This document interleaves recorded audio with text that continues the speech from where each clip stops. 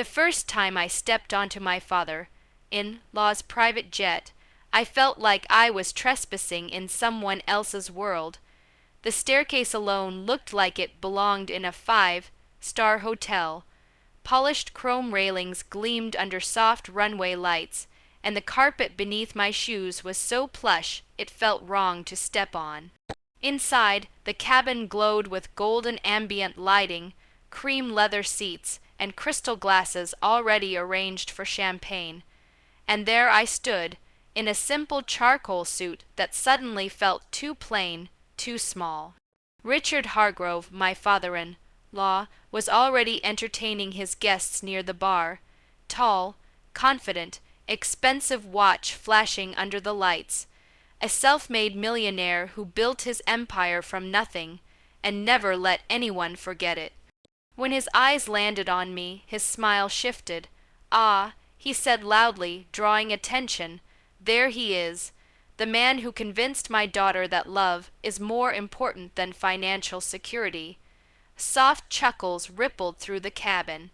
Isabella's fingers intertwined with mine, her grip warm and steady. She knew that tone, that sharp, polished mockery disguised as humor. "I'm glad you could make it." Richard continued, "Private jets aren't exactly public transportation." More laughter. I kept my expression calm. I had learned long ago that silence unsettles people more than arguments ever could. We took our seats as the jet began to taxi. The engines roared to life, vibrating through the floor, powerful, controlled, unstoppable. I couldn't help but notice how similar it felt to something else I once knew, something I had left behind. Dinner was served mid-flight: steak, imported wine, delicate desserts plated like artwork. The investors across from me discussed mergers and European expansion. $1 billion deals spoken casually between bites. Then came the toast. Richard stood, raising his glass of champagne. "To success," he declared proudly, "to hard work, and to ensuring our children never have to settle for less." His eyes slid toward me. "May my daughter one day realize she deserves the lifestyle she was raised in." The meaning was clear. I wasn't enough. The cabin filled with awkward laughter. Some avoided eye contact. Others watched eagerly, waiting for my reaction. I simply lifted my glass, "to earning everything you have," I said evenly, "and protecting what truly matters." Richard smirked, clearly unimpressed, but inside I felt no anger, only patience, because men like Richard measure power in dollars. They don't understand the weight of silence. They don't recognize strength unless it's printed on a balance sheet. And tonight, they saw me as small. They had no idea who they were laughing at. And sometimes, the most dangerous person in the room is the one no one thinks twice about. The jet cruised smoothly at 40,000 feet, slicing through the night sky like a silver blade. Below us, the Atlantic stretched endlessly, dark, quiet, indifferent. Inside the cabin, however, the noise hadn't stopped. Laughter rose and fell around the polished mahogany table. Glasses clinked. Investors debated European contracts and luxury real estate, while Richard moved among them like a king surveying his court. Every now and then, his gaze drifted toward me, not directly, but just enough to remind me that I was the only one here without a fortune attached to my name. I leaned back in my seat, watching the lightning flicker far beyond the oval window. Storm clouds gathered in the distance, illuminated in brief flashes of white. Then the turbulence hit. The jet dipped sharply, just once, but hard enough to draw startled gasps from the cabin. A glass tipped over. Someone cursed under their breath. Isabella instinctively grabbed my arm. "It's fine," I said softly. Richard chuckled from across the aisle. "Relax, everyone. I don't cut corners. I hire elite pilots, not discount services." His eyes lingered on me again, the implication obvious. Another shake ran through the aircraft, longer this time. The cabin lights flickered. For the first time that evening, the laughter stopped. A moment later, The overhead speakers crackled. "Ladies and gentlemen, this is your captain speaking." The pilot's voice was calm but deliberate. "We are experiencing minor turbulence, nothing to be concerned about." A few relieved sighs echoed, then the pilot paused. "Before we continue, I need to confirm something." The cabin went silent again. "Is Admiral Ghost on board?"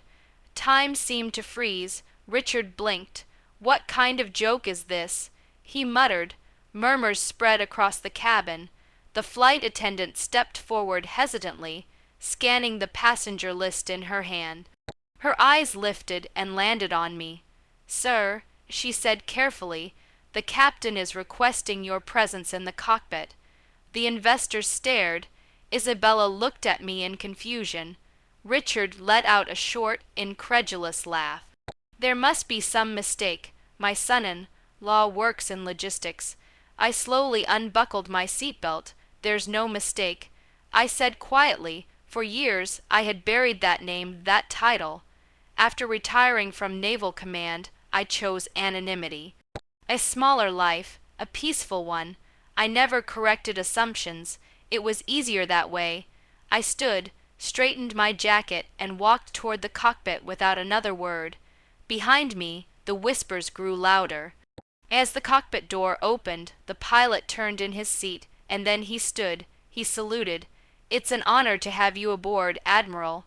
And in that moment, somewhere behind the cabin door, I knew everything had changed. The cockpit door closed behind me, sealing off the whispers from the cabin. Inside, the air felt different, focused, disciplined, familiar. The pilot stood straighter than before, his hand still near his forehead from the salute. The co-pilot glanced at me with unmistakable recognition.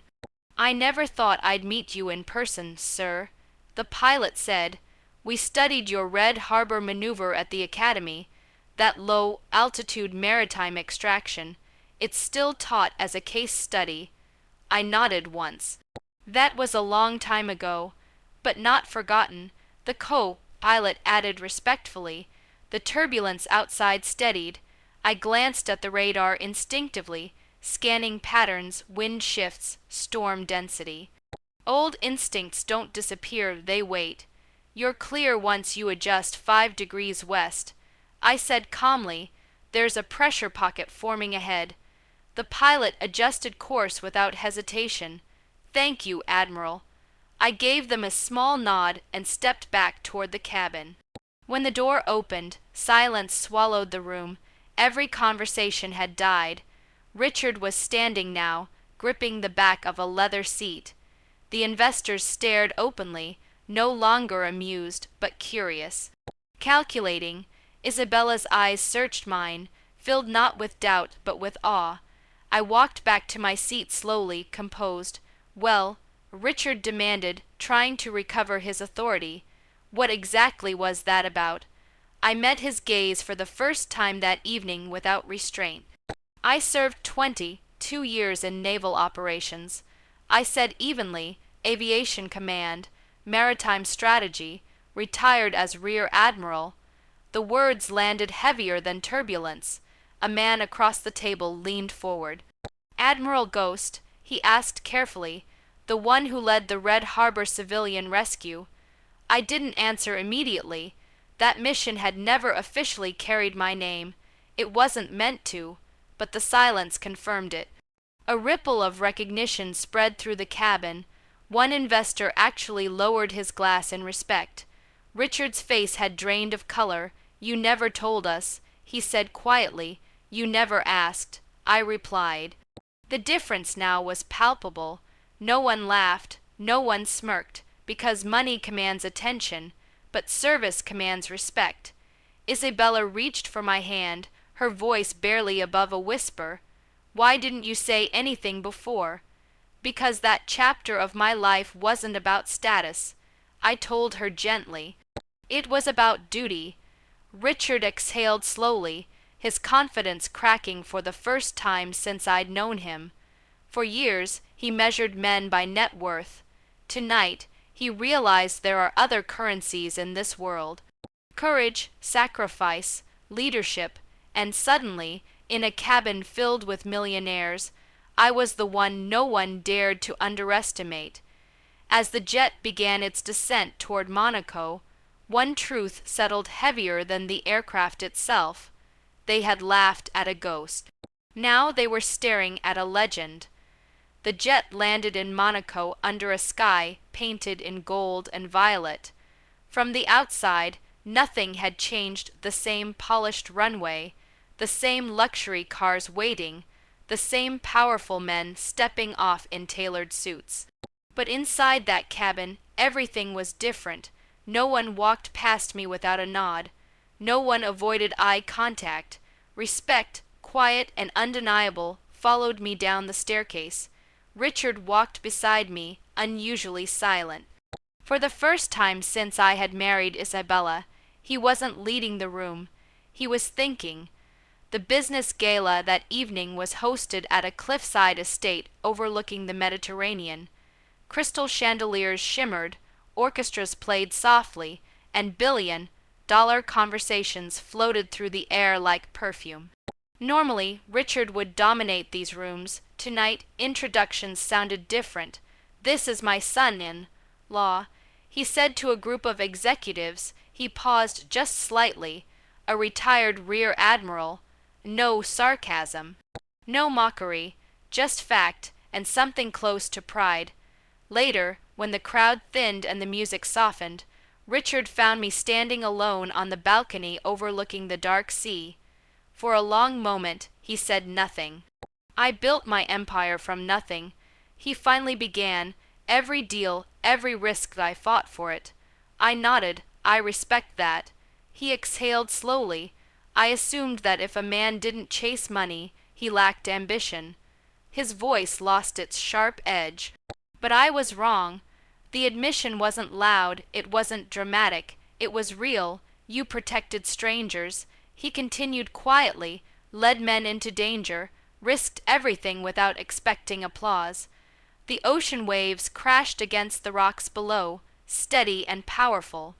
I judged you because I couldn't measure you," he said, and that threatened me.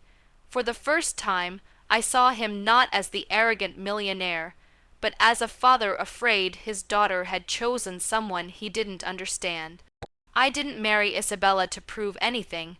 I replied calmly, "I married her because she's the only thing in this world I value more than rank or recognition." He looked at me carefully, then, slowly, he extended his hand. "Not as a test, not as a performance, but as respect. I'm proud she chose you," he said. I shook his hand firmly, and in that moment the revenge was complete, not because he felt small, but because I never needed him to. On the drive back to the hotel, Isabella rested her head against my shoulder. "You could have humiliated him," she whispered. "You didn't." I smiled softly. "Real power doesn't humiliate," I said, "it reveals." The world measures success in dollars, jets, and applause. But the sweetest revenge, it's letting someone discover on their own just how wrong they were. And sometimes the strongest man in the room is the one who never needed to prove it.